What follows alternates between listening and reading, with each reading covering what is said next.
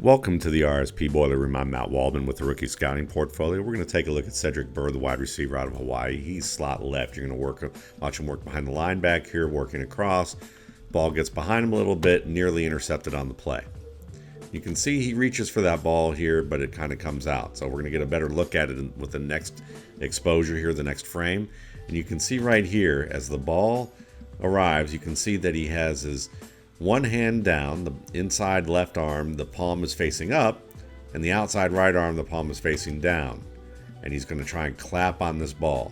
Right here, that's not great hand position, okay? We pretty much know that. I've talked a lot about uniform hand position. You want both hands high in this particular situation, but he isn't able to do that. The ball strikes the palm of his top hand rather than the fingertips, so it's going to recoil a little more violently. He tries to get his bottom hand on it, but it just is bouncing off too violently for him to be able to get a hand on. When you see a play like this, oftentimes it's a really good indicator of how ingrained hand positions are really in his game. Because usually when you see a high ball, you want to see high hands immediately. When you see a low ball, you want to see, low hands immediately. When you get a waist high or a chest high ball, you want to see him attack the ball as best as he can with active position with the fingertips high. On a ball behind like this, you want to see the same thing. You want to see him turn a little bit faster. You want to get his hands up. And part of it might be just that it was slow to track and gauge. Part of it might be also that his hand positions based on the location of the target are still not quite ingrained as you'd like to see. Now, I say that as a general rule because, of course, you want to watch more tape with a player. We're going to take a look at another play from Byrd that gives you an example of him using good hands position on a throw that isn't quite where it's supposed to be. Here it is. You're going to see him inside, trips left, and work between the zone here on a little spot route, turns around, ball arrives just behind him, and you can see he goes up behind. High hands technique extends really well, gets both hands on it and snatches it down, and even takes the hit in the process.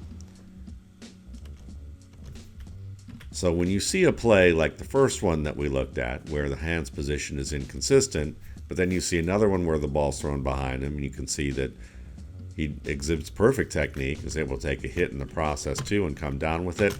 You're just seeing a little bit of inconsistency, and most likely the fact that he was just taken off guard on the play where he didn't get his hands in the position that he should have.